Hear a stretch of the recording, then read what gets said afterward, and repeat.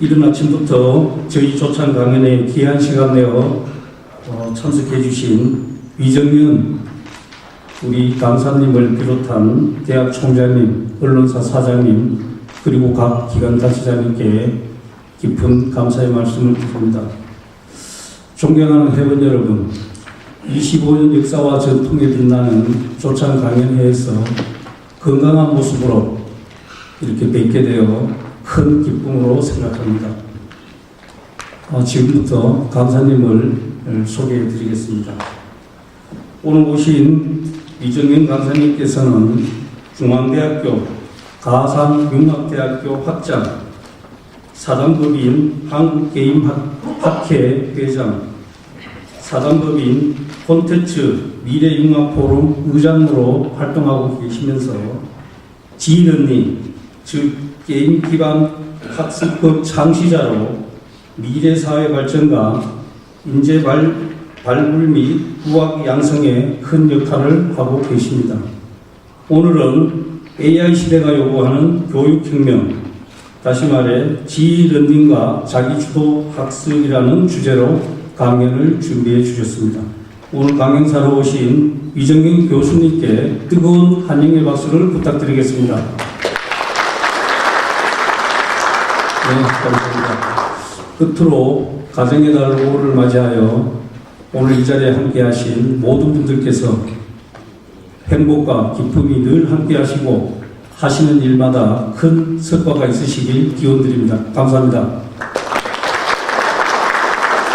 네, 부장님 수고 많으셨습니다. 다시 한번 오늘 참석해 주신 회원분들과 회원님들께 진심으로 감사의 말씀을 드리겠습니다. 위정윤 교수님께 강연을 요청드리는 힘찬 박수와 함께 강연을 시작하겠습니다. 네, 반갑습니다. 위정윤입니다.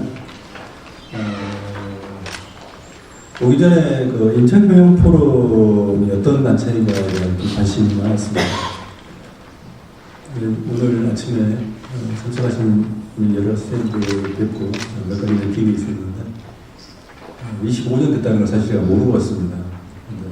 25년이면 2000년 이때 시작한 포럼이라고 느껴집니다만 25년간 지속을 해왔다는 것에 대단히 좀 놀랐습니다.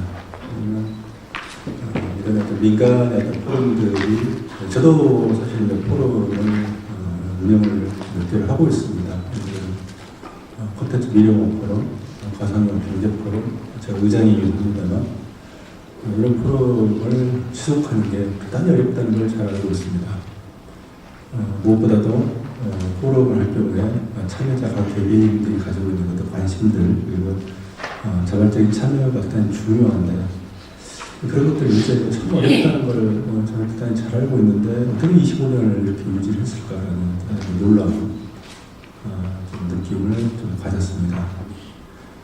두 번째는 아까 이제 조금 우리 들어오기 전에 잠깐 이제 티타임을 가졌습니다만 안승문 회장님을 비롯해서 여러 선생님들이 가지고 있는 지적 호기심을 보고 좀 놀랐습니다. 그래서 이게 이제 새로운 기술과 특히 이제 뭐 AI 같은 오늘 이제 지가되는 이런 것도 벌써 한 20년 넘게 제가 지속을 했습니다만 이런 어떤 새로운 기술을 도입하고자 하는 그런 노력과 그 관심이라는 게 사실 유지하기가 되게 어렵습니다. 왜냐하면 사람은 나이가 들면서 고수화됩니다. 그런 점에서 오늘 티타임에서 말씀을 나누었던 그 지적 호기심이 과연 어디서 나올까 하는 것들을 많이 느끼게 됩니다. 사실 이제 저희 강연 처음에 부탁을 받았을 때 그리고 한 가지 좀 사무국 선생님들이 굉장히 일을 체계적으로 잘 하시더라고요. 그것도 좀 놀랐습니다. 왜냐하면 뭐 이런 특히 이제 정부 조직이 아닌 상태에서는 일을 체계적으로 일하기가 참 어려운데 사무국이라는 거 반과정 교실을 비롯해서 참 놀랐습니다. 그래서 여러 가지로 참 인상적인 포럼입니다.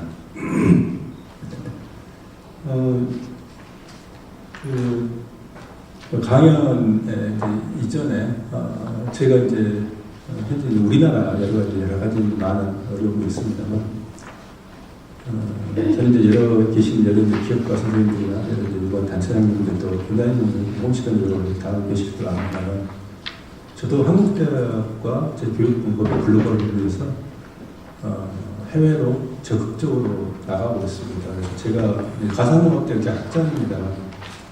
가상융합대가 제가 설립한 단과대학입니다. 중앙대에서. 그래서 국내 대학 중 이런 가상융합대학이라는 형태의 대학 시스템을 가지고 있는 것은 최초입니다.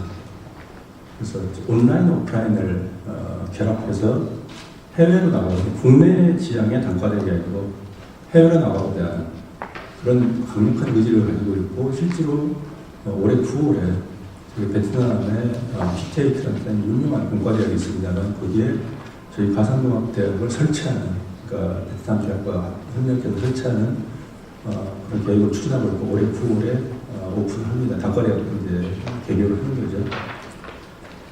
그런 걸 보면서 저뿐만 아니라 한국에서 그걸 위해서 해외 저희 교육에 해외로 나가기 위해서 다양한 노력을 하고 있습니다만 거기서 많은 나라를 다니면서 느끼는 것들이 우리나라가 5,000년 역사에서 정점에 있다는 느낌을 가지고 있습니다. 한 번도 우리가 5,000년 역사에서 가지고 보지 못했던 엄청난 기회가 펼쳐지고 있다.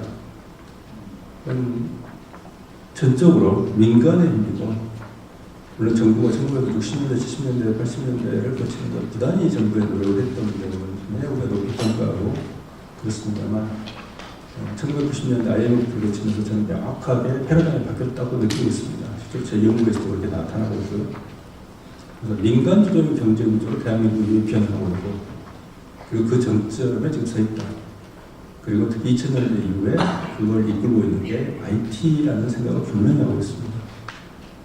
최근에 일본이 잃어버린 30년을 가지면서 저렇게 몰락하고 있는 게 바로 IT가 전체 사회를 견인하지 못하는 그 한계에 직면하기 때문이라고 느끼고 있고 지금 일본인들은 스스로 자조적인 목소리로 그렇게 얘기합니다. 일본의 지인들이 많기 때문에 일본은 정말 쌍배 국가가 되어버렸다. 정말 쌉니다. 이제 환율도 900대가 깨졌고요. 그래서 우리 기준으로 일본에서 생각해보면 모든 게 쌉니다. 반값이 좀 비쌉니다. 호텔 반값. 그리고 집세가 좀 비싸고요. 택시비가 좀 비싼데 두 개 빼면 정말로 그래서 그들의 지인들이 그런 자료스럽게 목소리를 이야기합니다. 일본은 싸구려 국가가 되어버렸다. 특히 해외 관광객들에게 만만한 국가가 되어버렸다. 이런 이야기를 합니다. 그래서 그런 걸 볼 때 참 해외에서 특히 최근에 제가 이제 동남아시아 쪽 대학과 국가를 정부를 많이 지금 가고 있습니다만 거기에서 느껴지는 한국의 경제하고 산업에 대한 부러움 이런 걸 정말 많이 느낍니다. 그러면서 오늘 참석해 주신 포럼 회원님들에게 경의를 표합니다. 조금 전에 회장님께서 안 회장님께서 AI 인공지능의 스마트폰에 대한 말씀을 해주셨습니다. 스마트폰에 대한 교육을 좀 잘 받고 싶다 그런 말씀하셨는데 저는 아까 답변을 드렸더니 조금만 기다리십시오. 몇 년만 기다리시면 스마트폰을 음성으로 모든 걸 제어할 수 있는 시대가 올 겁니다. 라고 말씀드렸습니다. 몇 년 안 남았습니다. 그러면 지금 결국은 그러면 이제 거기에서 이제 등장하는 문제가 그 강연에 이제 본론으로 들어갑니다만 인간의 가치가 과연 무엇일까? 그러니까 결국에는 경영자의 가치 그리고 이제 우리가 실제로 이제 일해야 되는 그 교육에 있어야 그 가치 이런 것들 심각하게 이제 질문을 물을 수밖에 없는 이런 상황이 시작이 된 것 같습니다. 저는 간단하게 이게 나와 있기 때문에 생각하겠습니다. 저는 일본 동경대에서 박사를 받았습니다. 그래서 전략경영으로 석사하고 박사를 받고 거기에서 잠깐 연구를 2년 정도 전임 강사 정도 신분인데요. 연구를 하다가 한국중앙대로 들어왔습니다. 뿐만 아니고 제가 2003년 정도부터 주의력 게임 기반 학습법을 제가 창시했고 그걸 미국이 인식하기 위해서 UCLA에 2010년에서 6년간 제가 교환 교수로 가서 있었기도 합니다.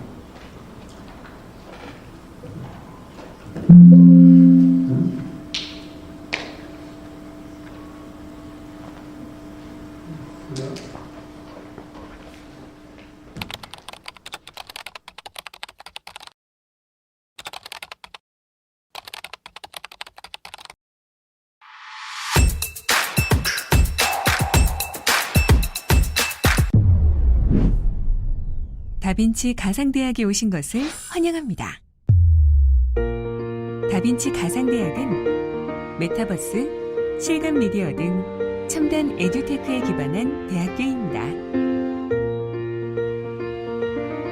온라인, 오프라인, 언제 어디서든 다양한 교육 플랫폼과 실감 교육 콘텐츠를 통해 장소에 구애받지 않고 교과 학습이 가능합니다.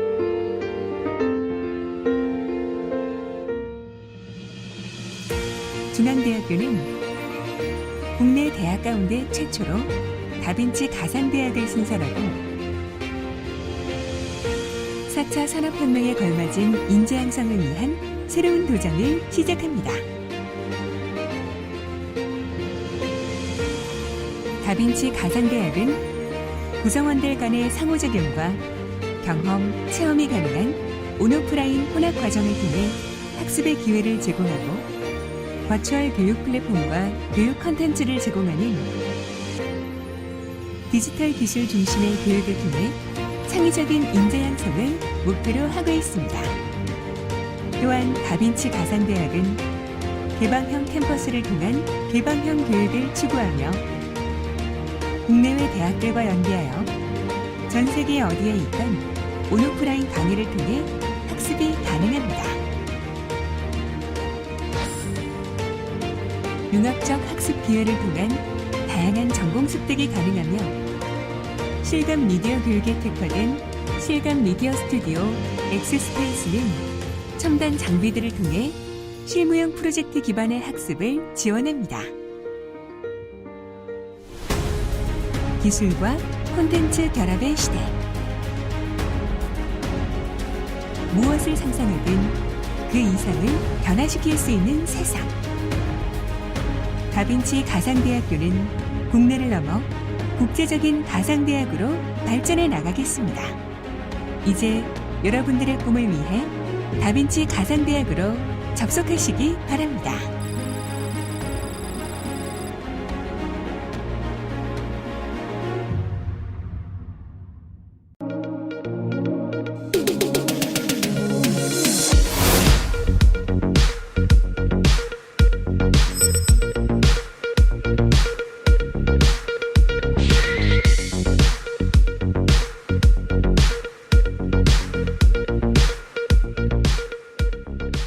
어떻게 하면 좋은 창업이라는 게 결국 사회를 바꿔가는 그 사회의 가치를 증진시키는 과정인 것 같아요.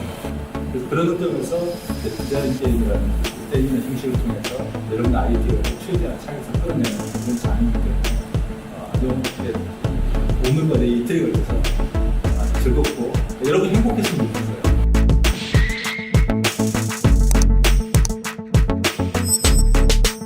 스타트업은 어떻게 시작하느냐?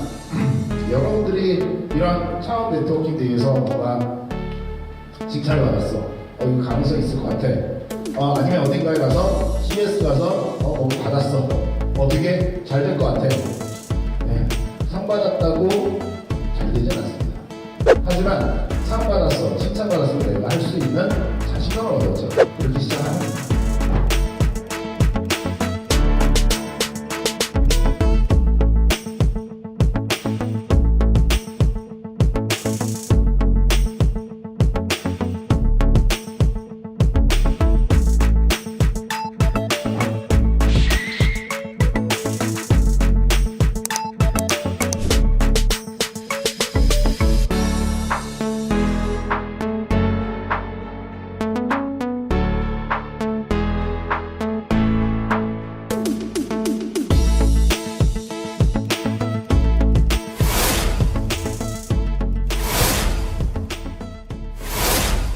친구가 의료산업학과라고 그 지속하는 패션 관련해서 창업 아이템을 만들어서 내보자 한 거. 정보를 제공해주고 그 이유를 말해주고 그런 걸 이제 공유할 수 있게 해주고 또 그 링크를 공유했을 때 이 나도 해보기 뭐 이런 걸 통해서 유입을 늘리고 이게 근데 그렇게 또 많은 개발 비용을 들어가진 않을 것 같거든요.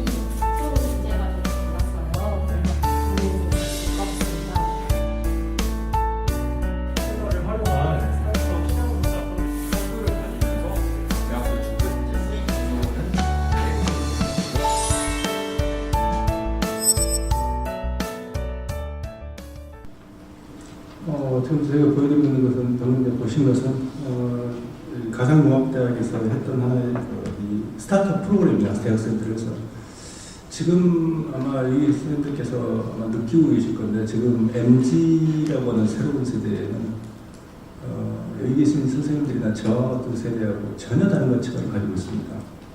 근데 한 가지 조금 제가 이제 아까 우리가 5천년사에서 정점이라고 말씀드렸는데 저는 대단히 불안감을 느끼고 있는 게 뭐냐면 이 정점이 내리막기의 시작이 아닌가. 그 중에 하나가 지금의 20대 대학생들을 보면서 느끼는 그런 불안감입니다. 그래서 도전하지 않는다는 그리고 현실에서 단기적인 성과하고 단기적인 어떤 행복에 자꾸 머무르려 한다. 그래서 제가 가상융합대가 설립한 목적 중에 하나도 그렇고 조금 전에 보여드렸던 스타트업이라든지 해커톤을 통해서 그들 좀 강제를 끌어낼 필요가 있겠다. 근데 또 한편으로 들여다보면 정말 MZ세대나 대학생들이 또 좋아하는 일을 시키고 열정이 없는 것도 아닙니다. 참 열심히 합니다. 그러니까 그게 이 양자의 어떤 기대와 희망과 뭔가 불안감 이게 교차하는 지금 시대가 아닌가. 한편으로는 10년 후에 2034년에 과연 우리나라가 어떻게 될 것이라는 불안감이 있는 반면에 또 한편으로는 우리나라 약간 그걸 보고 뭘 보고 말씀드리면 최근에 우리가 축구 인도네시아에 패했죠. 제가 마침 그때 인도네시아에 있었습니다. 출장에서. 근데 그걸 보면서 야 인도네시아 사람들이 축하한다고 말하면서도 야 저게 혹시 2034년에 저러면 안 되는데라는 또는 2044년에 저러면 안 되는데 이런 어떤 불안감들이 좀 교차합니다. 그래서 대학생들에게 강제로 이런 어떤 도전과 성과를 만들어내는 그런 교육이 가장 중요하다고 생각하고 있습니다. 특히 AI 시대라 그렇습니다. AI, 생산형 AI가 나오면서 한국에 굉장한 충격을 주고 있습니다. 생산형 AI의 본질은 뭐냐면 과거에는 소프트웨어가 인간의 통제가 있었습니다. 그런데 이제는 인간의 통제가 아니고 소프트웨어가 스스로 생각하고 정보를 수집해서 인간처럼 의사결정을 행동하는 전 과정, 즉 AI라는 것은 인간이 과거에 했던 의사결정을 스스로 하게 만드는 게 AI의 본질입니다. 생성형 AI는 그렇습니다. 근데 문제는 이제 AI가 가지고 있는 문제는 이제 블랙박스 문제라고 했습니다만 이걸 왜 그렇게 하는가는 말하지 않습니다. AI. 그러니까 왜 자기가 이런 의사결정을 했는가를 말하지 않습니다.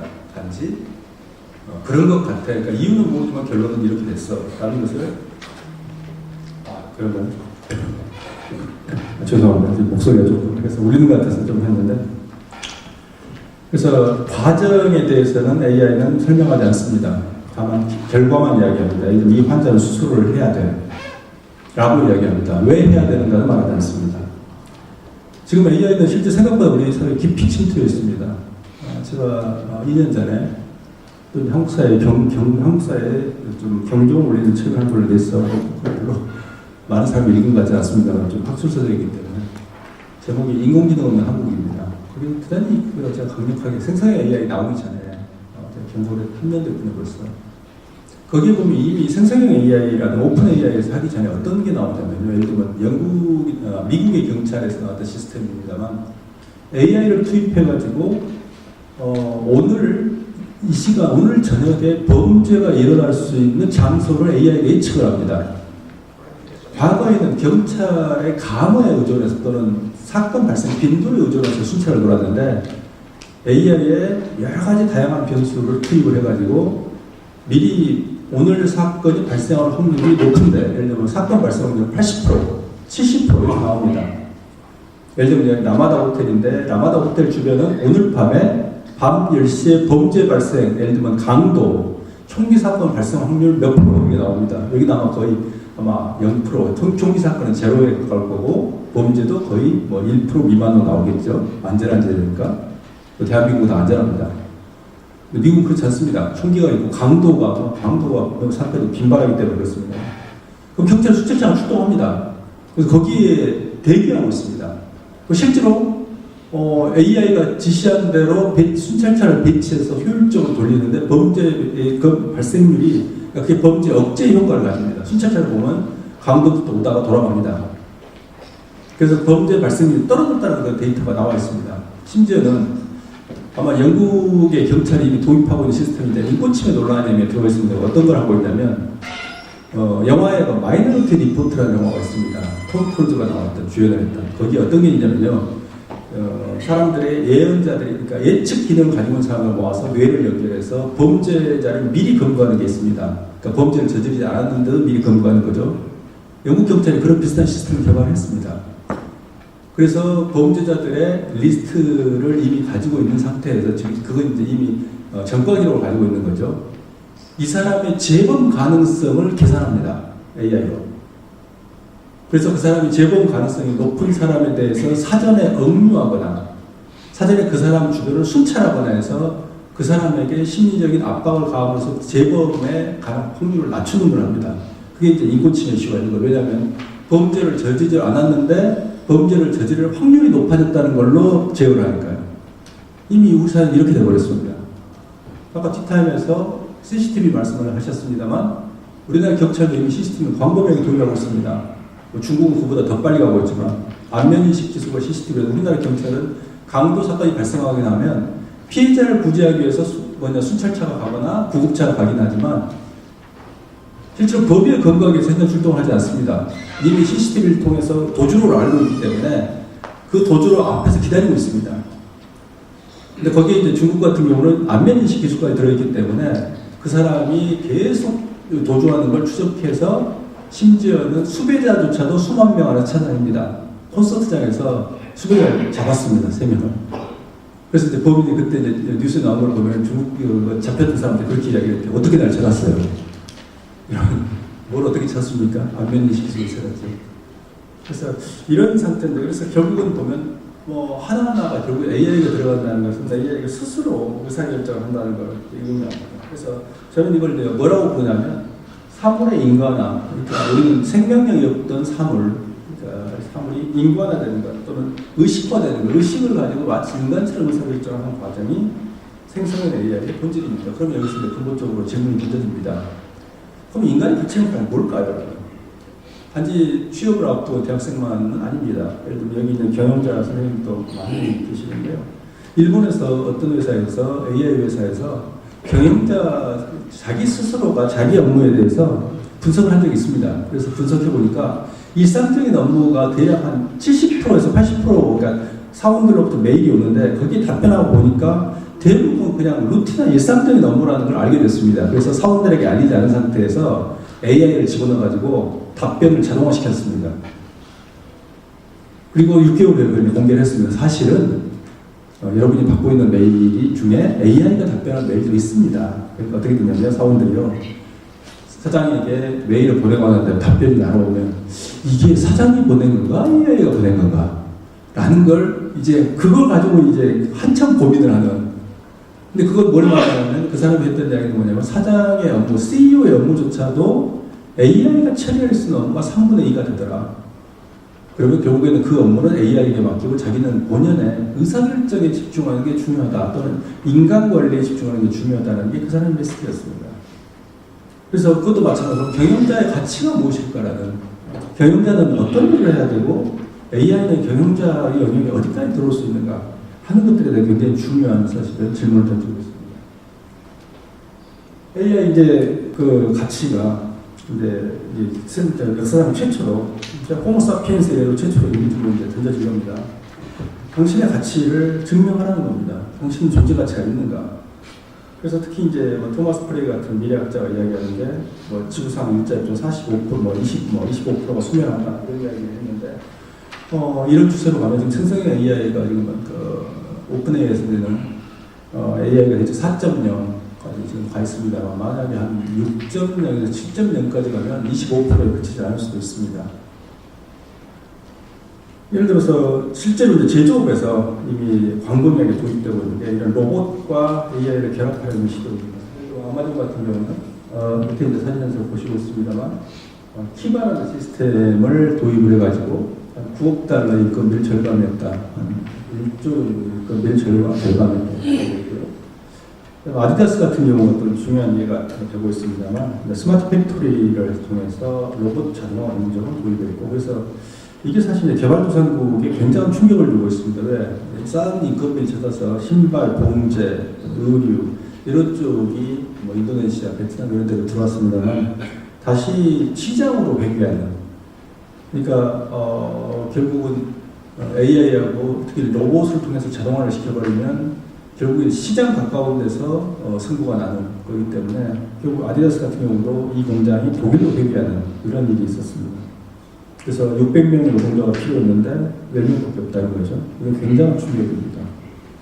그래서 과연 이렇게 되면 어떻게 될까? 인간과의 역할이 뭘까? 아까 이제 가치에 대한 말씀을 드렸습니다만 인간은 제조가 아닌 창조적 기능을 담당해야 되는 거고 콘텐츠 창작 또는 설계력으로 들어가야 된다는 이야기입니다. 그러면 미래는 어떻게 될까요? 기술 변화가 이제 가속화되고요. 그러면 이제 어떤 문제가 발생하냐면 인간과 조직의 적응 지체 현상이 발생합니다. 여기 선생님들이 가지고 있는 스마트폰에 대한 바로 이제 적응이 불편하시는 게 그런 이슈입니다. 저는 아마 여기 선생님들 세대에 속한 사람이지만 이제 불가피하게 제가 이런 쪽을 연구하다 보니까 저는 스마트폰으로 거의 대부분의 업무를 외부에 있을 때 처리합니다. 심지어는 매일도 지금 음성인식이 저는 갤럭시를 씁니다만 최근에 음성인식을 장착하기 때문에 삼성이 굉장히 유용하게 있습니다. 예를 들어 카카오톡, 메일 또는 저희 중앙대 업무도 전부 이 앱으로 처리가 되기 때문에 결제를 전부 밖에서 처리합니다. 줌으로 해외 쪽하고 회의도 합니다. 이걸로. 그래서 거의 대부분의 외부에 있을 때는 이제 내부에 있을 때는 논문을 쓰거나 회의를 하거나 이런 업무를 이제 내부에서 합니다만 회의도 해외 출장 중에 줌으로 바로 합니다. 그래서 한국 쪽으로 들어오고 저는 해외 쪽으로 들어오고 근데 해외 쪽하고 회의를 할 때 대단히 줌을 많이 씁니다. 그래서 거의 이제 온라인화되어 있고 이 스마트폰은 거의 대부분의 업무를 처리할 수 있는 스마트폰은 사실 그럴 때는 전화나 문자 보내는 기구가 아니라 이미 이건 하나의 사업용 도구입니다. 그런 점에서 여기 있는 선생님들은 스마트폰을 1년에 한 번씩 바꾸셔야 됩니다. 이건 기계이기 때문에 그래서 최신 폰으로 바꿔서 최신 기능들을 바로바로 여기서 습득을 해야 됩니다. 스마트폰을 오래 쓰신다는 게 자랑이 아닙니다. 저도 그걸 잘 못 바꾸는데요. 저도 그래서 갤럭시 23을 쓰고 있는데 다행히 이 AI 음성인식 AI 기능을 다운로드해서 쓸 수 있게 선생님이 만들어서 고마운데요. 그래서 이게 이런 생산 설비를 이건 생산 설비입니다. 지식을 그러니까 업무를 위한 생산 설비입니다. 그래서 여러분들이 공장에 제조업을 계신 선생님들은 공장의 기계를 절대 5년 전, 10년 전 기계를 쓰지 않으실 겁니다. 똑같습니다. 그러니까 젊은 세대가 가지고 있는 바로 이게 생산 기구입니다. 도구입니다. 젊은 세대가. 그래서 뭐 그런 분들이 그러면 이제 바로 지체 현상 이제 이런 게 발생하는 거고요. 그다음에 기대수준의 수명 연장 속에서 결국 노인과 청년의 계층간 대립 이건 아마 역사상 처음 있었을 겁니다. 그러니까 이 노인과 나이 든 세대하고 젊은 세대가 일자리 가지고 충돌합니다. 그러니까 똑같이 경쟁합니다. 예전에 안 그랬거든요. 예전에는 나이 든 세대는 젊은 세대에 있어서 원로로서 지식의 가치를 인정받았습니다. 그런데 지금은 원로로서 인정을 받는 게 아니라 나이가 든 세대는 전부 이렇게 불필요한 세대로 취급을 받습니다. 특히 IT에서 그렇습니다. 나이가 든다는 것은 지혜로운 존재로서 과거의 존재에서 존경을 받고 그들의 지혜가 빛을 발했습니다만 그렇지 않습니다. 그래서 다시 이제는 이런 IT 시대나 AI 시대에는 이 나이든 세대가 지혜로운 세대가 되기 위해서 노력을 해야 됩니다. 바로 젊은 세대가 가지지 못하고 이게 지혜거든요. 그 다음에 교육 수요를 반영하는 공교육 이슈가 있습니다. 제가 지뢰를 창시했던 이유기 때문에 공교육은 표준화된 사람을 벽돌처럼 찍어내는 게 공교육입니다. 근데 AI는 그렇지 않습니다. AI가 들어버리면 이런 표준화된 공교육은 무력화되어 버립니다. 왜? 이런 표준화된 건 전부 AI가 처리해 주거든요. 그 다음에 직업과 재교육이 양립돼야 됩니다. 평생 교육을 가야 됩니다. 죽을 때까지 배워야 됩니다. 왜? 지식의 진부와 지식의 소멸이 빨라지거든요. 그 다음에 미래의 청년들이 지금 절망합니다. 왜냐하면 그들의 미래가 안 보이거든요. 왜? 대학에서 배운 거, 그 10년도 못 갑니다. 다시 재교육 받아야 될 대상이 되고, 그리고 기업이 그들의 고용을 보장해 주지 않습니다. 자, 그러면 우리가 이제 AI 시대에 물 수 있는데, 의사는 요즘 이제 의사 증원 때문에 말이 많은데요. 근데 증원에 대해서 뭐 이게 우리가 찬반을 떠나서 의사들 안전하지 않습니다. 왜? 로봇 수술이 들어와 있거든요. 그리고 원격 진료가 이미 단단한 들어오고 있거든요. 그러니까 AI하고 이 의료가 결합이 되면, 예를 들면 특히 이제 이 진단에 있어서 엑스레이가 아니라 진단에 있어서 훨씬 인간보다 정확하니까 진단의 영역에서 적어도 수술이 아니고 AI가 정확합니다. 그 효율적입니다. 왜? AI는 24시간 일하거든요. 의사는 밤에 잠을 자야 되거든요. 그래서 그런 이슈가 그래서 지금 현재 이미 의료계에도 AI가 들어와 있습니다. 예술가는 안전할까요? 안전하지 않습니다. 몇 년 전만 해도 AI에서 살아남을 직업에 의사는 예술가가 있었는데 제가 천만의 말씀입니다. 왜? 얼마 전에 달리라고 하는 그런 이제 AI 툴이 나와 있습니다. 그것뿐만 아니고 소라라는 오픈 AI 소라라는 동영상을 만드는 걸 공개를 했습니다. 그래서 어떤 텍스트가 어떤 걸 주냐면 도쿄의 밤거리를 걷고 있는 우아한 여성 이렇게 주고 영상을 만들어 보라고 했더니 거기서 나온 영상이 정말 영화처럼 거의 실사에 가까운 영상을 만들어 줬습니다. 저도 그 영상을 보고 참 놀랐는데 참 잘 만들었다. 짧은 영상입니다. 그리고 오픈 AI는 그 툴을 공개하지 않고 있습니다. 하지만 그게 가능한 시대예요. 그래서 거기에서 유튜버들이 뭐라고 이야기했냐면 우리는 영상을 어떻게 만들어야 돼? 우리가 이 고생해서 만든 영상을 도대체 어떻게 해야 되냐는 건데 저는 소라를 보면서 만세를 불렀습니다. 아, 이제는 저도 이제 유튜브를 쓰고 영상을 올립니다만 거기다가 딥페이크 기술만 결합하면 내가 안 만들어도 AI가 얼마든지 내 영상 만들어주겠네. 왜냐하면 저는 전체 흐름만 잡아주면 되거든요. 중요한 키워드만. 그럼 나머지 텍스트화는 다 AI가 해줄 거고 이미 제가 쓰고 있는 AI가 해줄 거고 영상을 만들어줄 거고 그 다음에 제 이미지만 입력시켜놓으면 제가 말하는 것 좀 다 해줄 거고 그래서 저 같은 사람에게서 AI는 정말로 귀중한 자산입니다. 근데 과연 그러니까 결국에는 미래에는 AI를 잘 쓰는 사람과 AI의 지시를 받는 그러니까 AI에게 지시를 하는 사람과 지시를 받는 사람으로 쪼개질 거라고 저는 생각을 하고 있습니다. 그럼 기자 이미 스포츠는 증권 이미 AI 다 들어왔고요. 너무나 쉬운 이야기고 정치가 하나 가능할까? 정치가 정도면 AI가 못할까요? 그냥 가능합니다. 자, 이제 마윈 알리바바 회장이 이제 이런 이야기를 했습니다. IT 혁명은 큰 경제 기능으로 30년간 지속될 것이다. 아마 그럴 것 같습니다. 그리고 이제 이 사람은 조금 이제 부정적으로 이런 말을 하는 거죠. 기계는 인간이 일을 할 수 없는 영역에서 활동해야 된다. 고령화, 일자리 감소 이런 어떤 비관론이죠. 근데 사실 이제 마윈뿐만 아니고 다른 어떤 미국의 경영자들 같은 경우도 AI에 대해서 굉장히 이제 우려하고 두려워하는 경우가 있습니다. 그래서 반대로 AI는 인간을 자유롭게 할 것이다 라는 걸 주장하고 우리가 대처하면 된다는 주의입니다. 자, 교육적인 예를까요? 제가 이제 교육 쪽을 주로 하고 있으니까. 근데 기존에 이제 일어난 AI 시대에서 기존 교육 시스템은 어떤 이야기냐면요. 정말 교육을 보면 참 여러 가지로 참 어렵습니다. 왜냐하면 교사하고 커리큘럼, 평가, 세 가지 구조를 가지고 있습니다. 일단 교사는 어떤 거냐면요. 기존의 주식 교육에 훈련된 교사나 교수들이 일반적입니다. 그리고 그런 구조로 표준화된 인간을 만들어내기 위한 그런 어떤 교육 시스템을 이미 만들고 있습니다. 그분들에게 AI가 들어왔다고 당장 바꿔야 된다고 말하는 것 자체가 사실 무리입니다. 그래서 저는 이제 G러닝을 하면서 계속 그 문제를 추적했었는데요. 처음에 대학에 도입을 했고, 처음에 대학원부터 시작했죠. 대학원 했고, 대학을 했고, 그 다음에 고등학교를 내려갔는데, 고등학교에서 애들이 왜 이렇게 수동적일까요? 이런 이야기를 선생님과 해봤는데, 뭐라고 말씀하시냐면, 고등학교 선생님들이 애들이 중학교 교육이 문제예요. 그렇게 이야기했어요. 그래서 G러닝을 갖고 중학교를 갔습니다. 중학교에서도 여러 가지 문제들이 발생해서 애들이 왜 이럴까요? 했더니, 초등학교가 문제입니다. 또 초등학교 갔습니다. 그때 초등학교 가서 또 막 G러닝하던 선생님들에게 왜 이렇게 문제가 발생할까요? 유치원 교육이 제대로 안 됐어요. 유치원은 제가 못 갔습니다.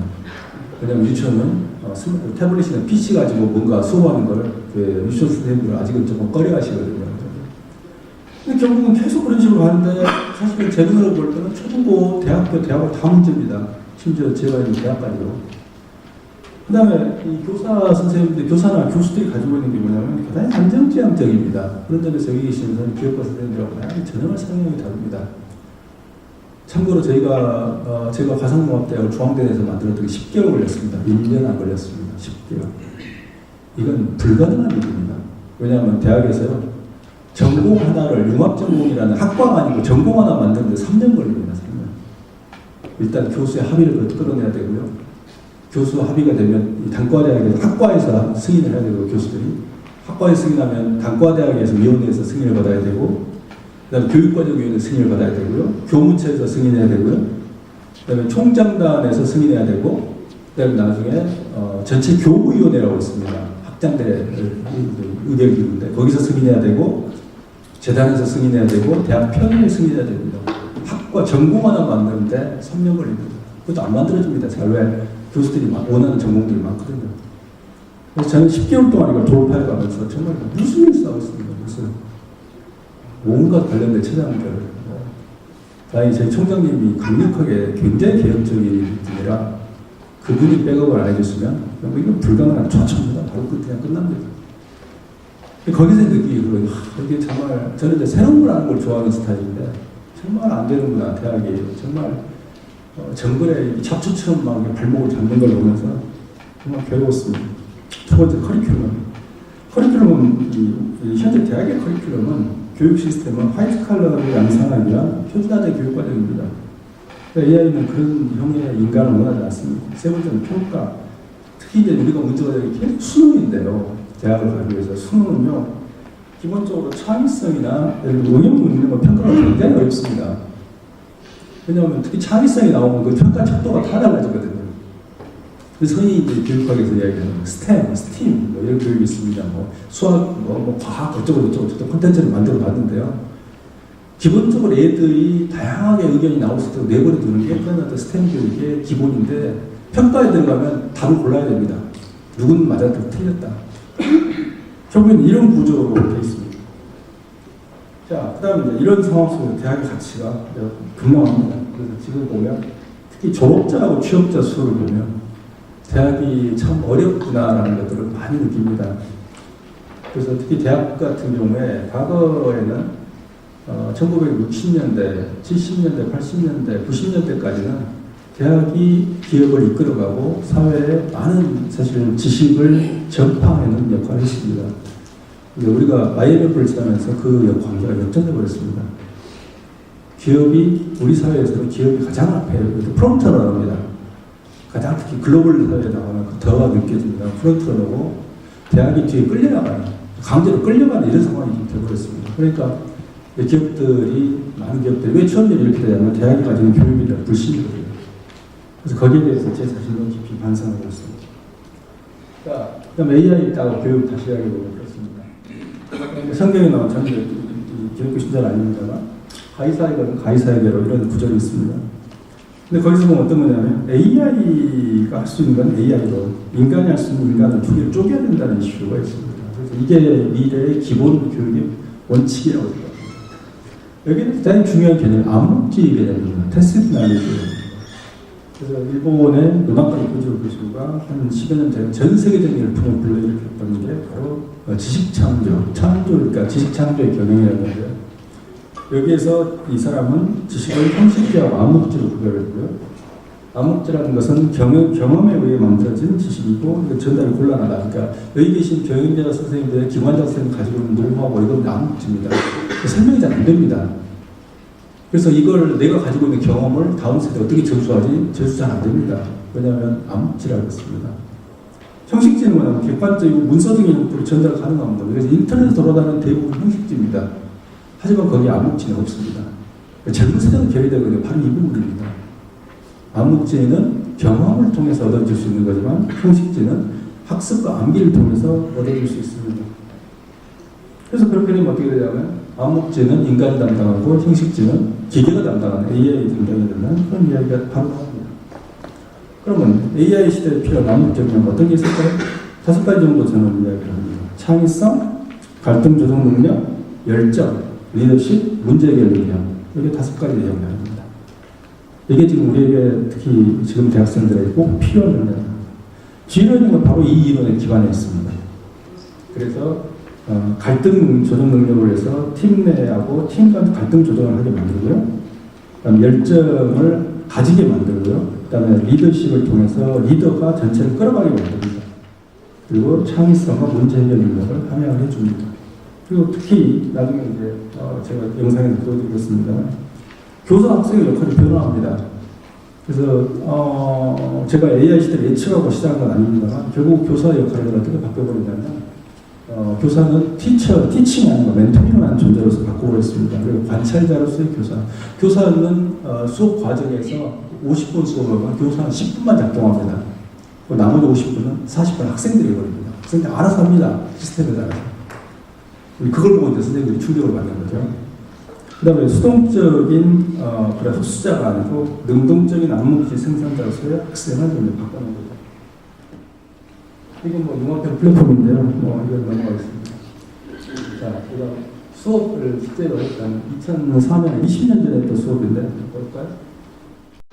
자기가 지금 삼계탕을 만들고 싶을 때 닭고기 없다고 다 갖고 소리쳤잖아요, 그죠? 그래서 물품 사기에서 사고 싶으니까 여기서 닭고기 뭐예요? 음식이죠? 음식 중에 닭고기가 있어요. 닭고기 보면 여기 갔는데도 닭고기 없는데요? 그럼 어떻게 해야 되겠어요? 이제부터는 더 이상 삼계탕을 만들 수가 없는 거예요, 나. 그러면 어떻게 돼요? 다른 데서 마늘 없는 조가 있을 거란 말이죠. 그러면 더 이상 이제 삼계탕을 만들 수가 없고 내가 가지고 있는 재료를 팔아서라도 돈을 벌어야 돼요. 이해가 다 돼요? 그러면 자기가 가지고 있는 재료 중에 닭고기 쌀 좀 올려주세요. 삼겹살 3,100원. 쌀. 새로 고치, 빨리 새로 고치. 빨리 20개. 오케이. 다시 이렇게 살려서 왔어. 야, 닭고기 이렇게 팔아야 되잖아. 만들자 일단. 야, 얼마인지 내가 봐야 될 거 아니야. 안 봐도 돼. 어떻게 이걸 써야지. 80개. 80개.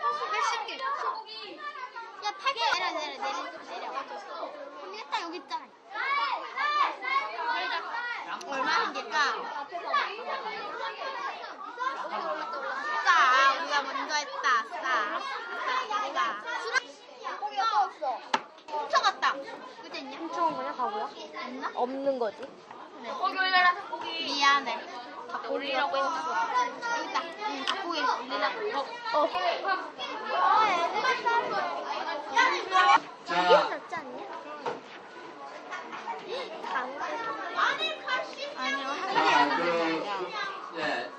다 올려봤어요? 자, 조용히 의자를 들고 이제 자기 자리로 조용히 의자 살짝 조금만 들고 20개. 네? 다 팔렸다. 다음 시간부터 다 아니야, 잘해. 야, 군대 뭐 했어? 아직 안 했다고. 야, 우리. 자기 그릇 없어 우리. 뭐하냐 지금 이거 만들면 없어지는 거잖아. 아, 니네 쌀 없어? 만들었잖아.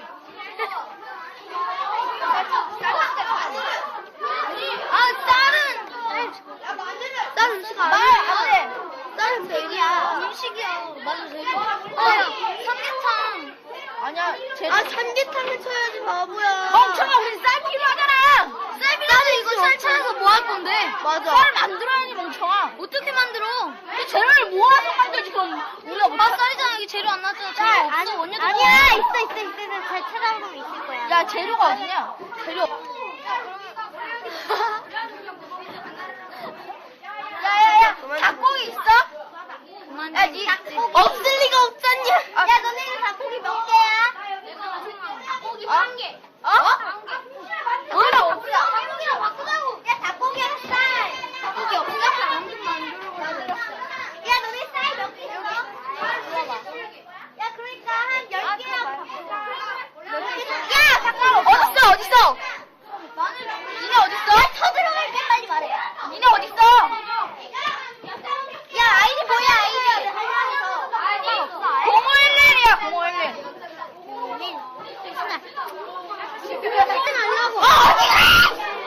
야, 어디 가? 어디 가? 아이템은. 그런 거 달라고. 나고 너네 마늘 이거 졸라 많아. 마늘 308개. 바꾸자. 야, 닭고기. 우리 다 안 부족해. 야야야, 여여. 다시 한번 A랑. 야, 간 간장 16개 하고 마늘 16개. 야, 그럼 우리도 못 만들거든? 그럼 니네가 다시 사. 아, 쓴다. 재밌겠다. 야, 우리가 다시 사. 짧은 만들 때 간장 3개 필요하잖아. 그리고 간장 하나고 마늘은 3개 필요하잖아. 그러니까 우리가 더 많이 필요한데. 아니 또 로비 못한 왜 안 돼? 간장이 너무 많아. 필요 없어. 설마 그때까지 그렇게 먹으면 안 되지. 지금 마늘. 너희가 우리한테 마늘 살 거야? 니네 뭐 살 건데? 마늘 한 10개 줄게. 야, 그러면 우리 뭐 살 거야? 꿀 몇 개야? 꿀 120개. 마늘 10개. 몰라? 야, 내가 만들 수 없잖아. 꿀 하나밖에 안 쓰잖아. 꿀은 만드는데 하나밖에 안 쓰잖아. 근데 마늘 3개나 써. 맞아. 야, 그럼 우리가 이게 2004년에 제가 서울의 서동초등학교에서 했던 사회수업, 사회경제. 그래서 여기서 애들이 가르치는 건 수요와 공급, 가격 결정 이걸 가르치는 거거든요. 근데 보시다시피 이게 완전히 그냥 시장통입니다. 그래서 아까 학생들이 무심결에 욕이 나오잖아요. 바보야. 왜냐하면 자기들끼리 논쟁하는 거거든요. 어떤 재료가 필요하지, 어떻게 사야지, 그리고 어떻게 해야 원가가 떨어지지 이런 걸 보는데 나중에 애들의 감상문을 보게 되니까 지금 보니까 그때 당시에 지금 저게 4학년이기 때문에 12살 정도, 10살 정도 됐다고 치면 저게 20년 전에 지금 벌써 한 30, 30이 됐겠네요, 이 학생들이. 근데 어떤 게 있냐면 그동안에 사회과목에서 배웠던 예를 들면 수요 공급 이런 말이 뭔 말인지 몰랐다. 그런데 실제로 해보니까 알겠더라, 뭔 말인지. 이런 말이 나왔고요. 그 다음에 또 정말 이 부모에게 감동적인 스토리가 있었는데요. 감동적인 부분이 있었는데요. 아버지가 회사에 가면 그냥 돈을 주는 줄 알았다. 실제로 해보니까 돈 벌기가 얼마나 어려운지 알았다. 우리 아빠의 노고에 대해서 정말 눈물이 날 정도로 감사한다. 이게 실제로 있습니다. 그러니까 애들이 이게 실제로 돈을 하는 비즈니스를 시켜보니까 초등학교 4학년들에게 그리고 이 손익 계산을 시켜보니까 이게 죽을 맛이거든요. 이게 결국에는 체험형 학습이라는 이런 부분 그런 것들을 그런 거고요. 그다음 이건 제가 2009년에서 11년 교육부에서 교육법 문체부와 같이 해서 지금 연구학교를 운영했던 결과입니다. 그래서 저희는 데이터를 보여드리기 때문에 수업의 성과가 실제로 성적 향상으로 나타납니다. 그러니까 저희들이 측정하는 몇 가지가 있습니다. 그러니까 전통적인 성적, 그러니까 그리고 창의성, 학습에 대한 동기부여, 모티베이션 등등을 합니다만 전체적으로 모든 게 올라갑니다. 특히 학부모들이 관심을 가지고 제가 이제 한 20년 하면서 느낀 게 뭐냐면 아무리 창의적이고 좋은 툴도 성적이 안 올라가면 학부모가 싫어합니다. 정말로요. 그래서 보여줬습니다. 성적도 올라갑니다. 성적도 올라갑니다. 근데 이걸 넣어놓으니까 선생님들이 너무너무 좋아하세요. 왜냐하면 여기 선생님들 계시는지 모르겠습니다만 50분 수업에서 10분만 수업하면 되거든요. 나머지는 아까 동영상 보세요. 이런 식으로 수업이 40분 갑니다. 애들이 좋은 거 그러니까 작은 애도 없고요. 미친듯이 토론합니다. 그래서 그걸 이제 보고 그냥 웃었습니다. 그 다음에 아까 전에 이제 스팀 이야기를 했습니다만 스팀형 컨텐츠라는 게 결국에는 이제 창의적 인간을 만들기 위해서 융합형 교육 방법입니다. 수학, 과학, 아트 이런 게 포함된 그런 겁니다만 거기에 대해서 태블릿 기반의 컨텐츠를 만들어서 좀 이렇게 수업하는 그런 것을 보여주고 있습니다. 그래서 2015년에 제가 했습니다만 교육부, 그러니까 과기부와 같이 10년 전에 제가 가지고 있었던 가장 중요한 키워드가 지금 교육 플랫폼과 이 창의적 인재를 위한 플랫폼들을 컨텐츠를 만들기 위해서 공부를 했다는 겁니다. 대충 시간이 됐기 때문에 마치겠습니다만 그래서 제가 이렇게 웹튜브를 만들어서 미국에 갔을 때 제가 어떤 걸 봤냐면 개인적으로 그냥 경험입니다. 제가 뷰러닝을 만든 게 뭐냐면 처음에는 제가 정말 과격했습니다. 그래서 2003년에 초등학교에 갔을 때 당시는 어떤 선생님이 이걸 이 뷰러닝의 미래가 어떤 건지 궁금해하시더라고요. 뭐라고 그랬냐면 당신의 궁극적인 목표가 뭡니까? 뷰러닝을 통해서 라고 어떤 선생님이 질문했어요. 그때는 정말 제가 과격했기 때문에 교사와 학교의 역할을 없애버리는 겁니다. 라고 이야기했더니 두 번 다시 그 학교에 불러주지 않더라고요. 그냥 선생님들의 역할을 없애버리는 게 제 목적이라고 했기 때문에 사실 그 생각을 여전히 가지고 있습니다. 그래서 전통적인 교육 방법, 저는 학생들에 있어서 학교는 감옥하고 똑같다고 생각합니다. 가기 싫은데 가야 돼요. 근데 저희가 지러닝을 6개국에, 그러니까 미국, 일본, 그다음에 한국 한 200개 정도 있고요. 인천도 있습니다. 인천도 도서 지역을 중심으로. 그리고 인도네시아, 필리핀, 베트남 6개 나라를 들어갔는데 어느 나라나 똑같은 상황을 직면했습니다. 애들이 학교 교육이 굉장히 고통스러워하고 있고 이 표준화된 교육 과정에 애들이 지식하고 있다. 그러니까 창의성을 줄이는 거죠. 근데 제가 이제 왜 지러닝을 저는 이제 굉장히 많은 어려움 속에서 지러닝을 이제 지속을 해왔는데 제가 왜 이걸 하고 있는지를 알게 하는 사건이 미국에서 있었습니다. 미국에 한 5년 정도 필살인데요. 미국도 공립초등학교는 굉장히 열악합니다. 선생님들이 선생님들의 전체 수준이 많이 떨어집니다. 그건 객관적 현실입니다. 왜냐하면 미국은 선생님들 존경하는 직업도 아닙니다. 임금이 낮은 직업입니다, 선생님들이. 그래서 애들에게 있어서 선생님들은 굉장히 어려운 존재일 뿐만 아니라 실제로 학력이 떨어지는 애들을 가르치는데 선생님들이 굉장히 고전합니다. 그래서 벽에 세우고 그런 합니다. 지금 우리는 상상도 못할 일이죠. 벽에 벽 보고 서 있어 이런 합니다. 너는 나가 있어 이런 합니다. 근데 쥐러닝을 집어넣으니까 그런 애들이 그러니까 중하위권 애들이 살아납니다. 그러니까 행복한 거예요. 공부라는 게 재밌다는 걸 처음 알게 되는 겁니다. 근데 마지막 시간에 제가 이제 학교에서 학생들에게 오늘이 마지막 시간이다. 내일부터 여러분 교과서로 돌아가야 된다. 3개월 정도 됐는데 그러니까 어떤 여학생이 노트북을 끄라고 제가 UCLA에서 노트북을 그래서 투입했거든요. 노트북을 가슴에 안고 안 주는 거예요. 울면서. 선생님이 나중에 혼내더라고요. 프로페서 위가 빨리 가야 되니까 내놔. 안 줘요. 울어요. 그래서 그걸 보면서 야 정말 애들이 다시 교과서로 돌아가는 것에 대해서 저렇게 힘들어하는구나. 그런데 반대로 이야기하면 제가 쥐러닝이라는 걸 통해서 애들을 행복하게 하는구나. 그러니까 학교를 정말 행복한 무언을 바꾸는구나 하는 걸 느꼈고요. 지금 생생한 AI가 등장하면서 저는 그걸 절실하게 느낍니다. 애들이 표준화된 과정이 아니라 하나하나가 이렇게, 그러니까 가상융합대학 저희 학생들을 보면요.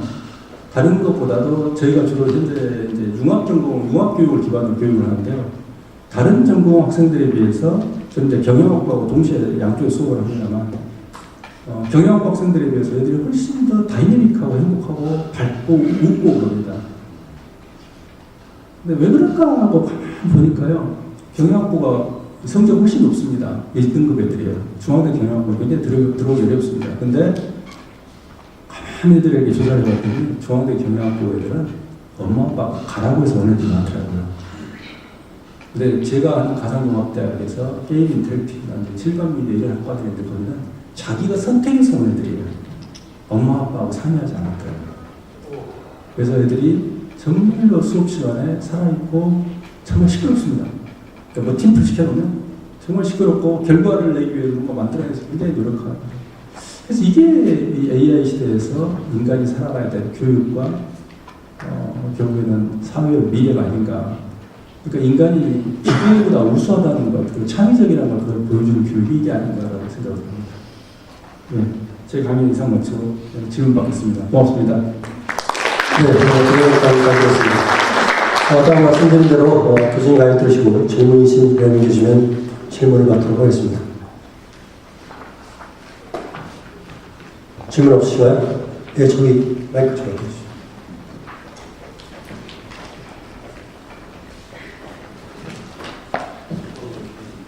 예, 말씀을 드렸습니다. 그 말씀하신 제가 질문이 준비가 제대로 잘 안 되는데 최근에 AI 동향을 보면 그냥 AI가 아니라 어떤 정반은 예상합니다. 한 5년 이내 그 AGI가 Artificial General Intelligence가 될 것입니다. 그래서 그 AGI는 결국은 이렇게 보면 인간하고 거의 동등 수준이 되는 것이다. 이렇게 예상을 하고 있습니다. 그리고 또 로봇하고 이제 결합이 돼서 이것도 이제 인간하고 있습니다. 그런 상황이 생각하고 있습니다. 그래서 앞서 이제 교수님 말씀하신 것처럼 그러면 앞으로 한 5년 아니면 10년 이내 인간의 어떤 역할, 또 인간의 제공하는 그 가치, 그게 어떻게 될 것인가. 물론 앞서 이제 말씀하신 그 암묵지, 형식지 말씀하셨는데 제 생각에는 그 암묵지도 결국은 책이나 뭐 논문이나 어떤 형태든 자료화되면 그걸 또 러닝 시키면 그게 또 형식지로 또 전환이 될 것이고, 네, 그렇게 생각이 듭니다. 그래서 제 질문은 인간의 역할과 제공 가치가 미래에 5년, 10년 뒤에 어떻게 펼쳐질지 그런 부분에서 말씀 의견과 하나는 일반적인 제너럴 AI에 대한 위협이 좀 과장된 측면이 있다고 생각하고요. 그러니까 AI가 가지고 있는 딜레마는 좀 그렇습니다. AI는 데이터를 기반으로 해서 논리적 추론을 하는 기능을 가지고 있습니다. 그러니까 인간의 AI와 다른 점은 인간은 정해진 결론대로 의사결정을 하지 않는다는 겁니다. 감정이라는 게 들어가 있습니다. 그러니까 예를 들어서 A라는 변수를 투입했을 때 반드시 B가 인간은 의기심사들은 다 다릅니다. 어떤 점인가 똑같은 상황을 보고도 인지하는 게 다 다릅니다. 그런데 만약에 AI에게 그런 어떤 불확실성을 부여해버리면 그건 이미 AI가 아닙니다. 그러니까 랜덤하게 결론을 낼 수 있는 기능을 넣을까 말까인데 현재의 AI라는 그 본질 속에서는 그게 추론을 넣을 수, 그런 랜덤한 결론을 낼 수 없습니다. 예를 들어서 지금 현재 자동차에서 자율주행차 같은 경우 그렇습니다만 지금 굉장히 많은 심각한 딜레마가 뭐냐면 예를 들면 앞에 차를 달리고 있는데 오른쪽에 어린이가 2명이 있고 왼쪽에 뭐 나이 든 어르신이 3명이 있다 또는 5명이 있다. 어느 쪽으로 핸들을 펴야 되는가 그 딜레마입니다. 그게 자율주행차 개발에서 대단히 어려운 해결이 안 되는 문제입니다. 근데 우리는 그 인간이 만약 핸들을 조작하게 하면 자기 가치관에 의해서 어느 쪽으로 돌립니다. 이러면 노인을 희생시킬 건가 숫자적으로 적은 애들을 2명을 죽일 것인가 그러니까 죽게 된다는 거. 이 딜레마인데 결국에는 거기에서 윤리적 문제가 결합되기 어떻게 어려운 결정을 해야 됩니다. 근데 AI에서 그런 윤리적 결정을 요구할 수는 없습니다. 정해진 결국에는 투입되는 변수에 따라서 AI는 자동적으로 결론을 내야 되기 때문에 그건 안 됩니다. 그래서 저는 뭐 이제 특이점, 시뮬레이티 이런 말하고 2025년 이런 이야기 하는데 저는 그건 안 된다고 생각을 합니다. 다만 선생님이 말씀하셨던 형식지가 끊임없이 확장될 거다. 암묵지가 형식지로 흡수될 거다. 그 말은 맞습니다. 왜냐하면 과거에 사실은 우리가 AI가 왜 우리가 두려워하냐면 정신노동으로 들어오기 때문에 사실 두려워합니다. 근데 과거를 돌이켜보면요. 육체노동에서 AI 정도의 충격을 주었던 사건들이 있습니다. 그게 뭐냐면 공작기입니다. 공작기계, 특히 그 수치제어 공작기계라고 하는 NC 머신인데요. 이때 나왔을 때는 정말로 엄청난 충격을 줬습니다. 육체노동자들에게. 왜? 장인들을 다 쓸어버릴 것이다. 장인들이 전부 소멸할 것이라고 생각을 했고 실제로 그 관련된 장인들은 바로 형식지로 이 지식이 전환되어 버렸기 때문에 많은 사람들이 소멸했습니다. 그럼에도 불구하고 끊임없이 인간은 그 윗단으로 올라갔던 거거든요. 예를 들면 갈등 조정을 생각해보면 알 수 있습니다. 예를 들면 갈등 조정을 과연 누가 할 것인가.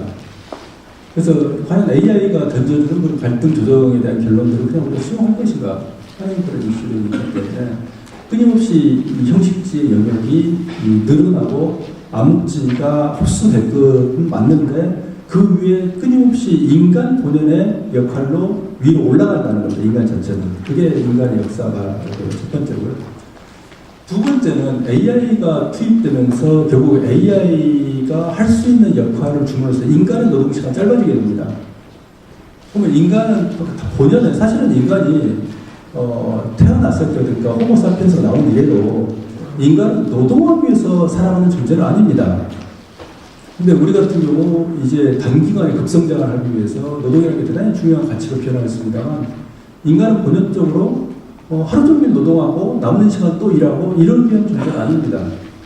그러면 인간은 노동 시간을 줄면 나머지 시간을 어떻게 활용할 것인가 라는 그 본연의 이슈에 집중하고 저는 그 부분에 있어서 인간이 유희하고 창작의 세계로 들어갈 거라고 생각을 하는 겁니다. 그런 점에서 AI를 기반으로 해서 놀고 엔터테인먼트를 하고 창작의 영역에 인간이 보다 집중할 수 있다 생각을 하는 거고요. 지금도 이제 창작의 영역에서 사실 많은 이야기가 있습니다. 아까 달리 제가 말씀드렸습니다. 지금 단계에서 AI가 쏟아내는 그 결과물들을 보면 굉장히 수준 낮습니다. 그래서 인간들이 손으로 반드시 그걸 이제 수정을 해야 됩니다. 그런 측면에서 볼 때 그리고 AI 쏟아내는 결과물들이 사실 쓰레기 같은 결과물도 무지하게 많습니다. 영국에서 어떤 일이 있었냐면요.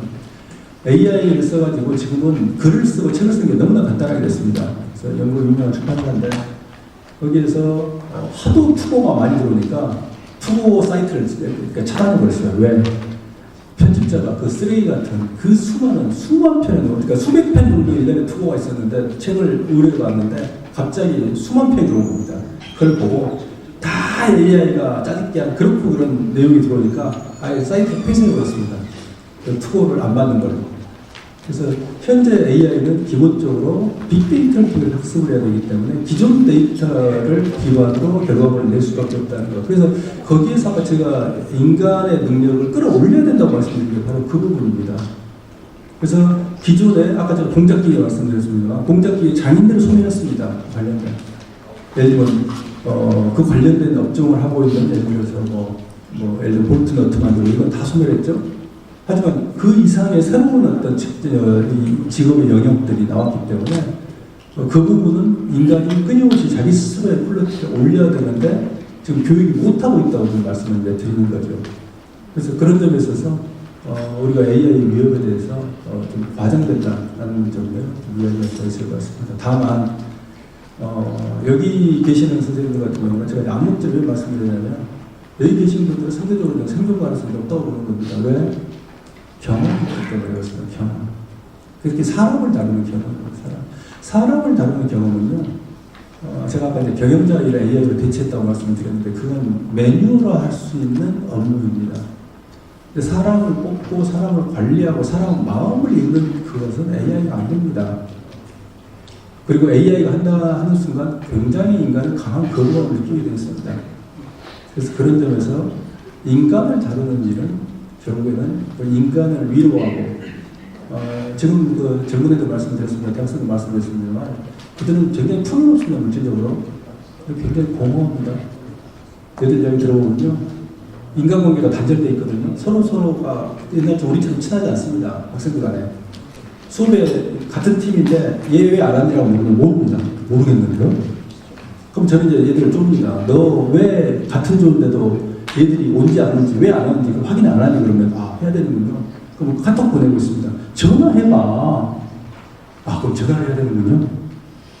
라고 하는데 얘들이 관계가 단절되어 있기 때문에 굉장히 공허합니다. 그런 부분을 AI가 채워줄 수가 없습니다. 그건 인간이 가지고 있는 본연의 기능이라고 생각해요. 네, 교수님 답변 감사드립니다. 질문 한 번만. 강의 잘 들었습니다. 근데 우리 이정현 학장님께 제가 이제 좀 건의 겸 말씀을 한마디 드리고 싶은 것은 이 AI와 관련해 가지고 교육혁명이라는 이런 타이틀을 하셨잖아요. 그래서 지금 강의 내용 속에 굉장히 좋은 부분들이 많이 담겨져 있습니다. 결과적으로 오늘날 우리 교육의 문제점이 전부 다 이렇게 표현이 되어 있다는 것을 확인을 할 수가 있습니다. 그런데 우리 서정초등학교에서 2004년도에 학습하는 걸 보여주셨잖아요. 그리고 2009년, 2011년 교육부에서 연구학교 운영하는 거, 그게 이제 지금 이제 한 20년 정도 지났잖아요. 이런 부분들을 최근 좀 가까운 기간에 좀 실험을 해가지고 강의 자료로 쓰셨으면 좋겠다는 생각이 들고요. 그 다음에 이제 지금 이제 우리 교육의 문제가 말씀하신 대로 뭐 응용 능력이나 창의력을 평가할 수 없도록 되어 있잖아요.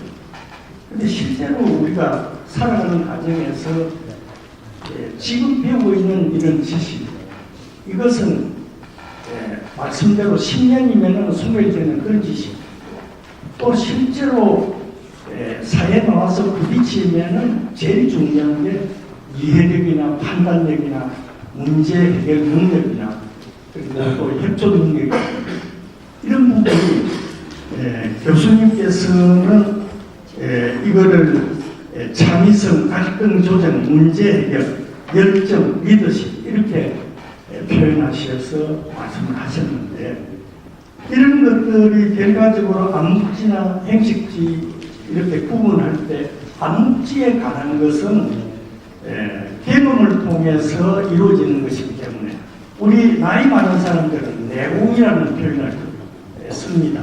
그래서 오늘 이 자리에 그 인하공업전문대학교 김성참 총장님도 계시고, 또 인천문화재단 김영덕 대표이사님도 계시고, 질문하신 인천창조경제 혁신센터 양섭 센터장도 계시는데, 우리 교육에서 결국 지금과 같은 기계적인 인간을 만드는데 이게 대학의 역할이 계속해서 그냥 지식 전달하는 것이 아니고 평생 교육, 그 평생 살아가는 데 필요한 그런 지식과 그리고 경험을 전달해 줄 수 있는 그런 대학으로 변화가 되어야 되는데, 이제 이정인 교수님이 시작은 잘 하셨는데 그 벽을 한번 넘어보시는 것이 어떻겠느냐 하는 건의를 하는데, 거기에 대해서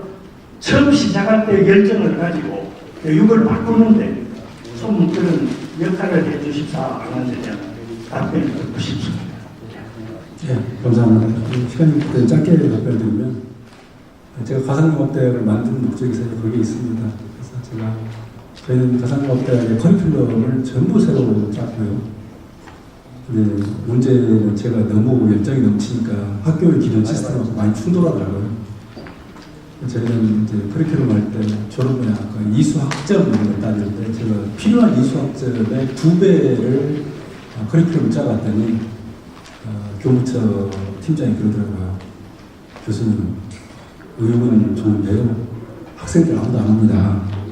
그래서 현실을 인정하고 이수학점을 다시 이제 한 120% 정도로 다시 낮췄는데, 2배에도 120% 낮췄는데,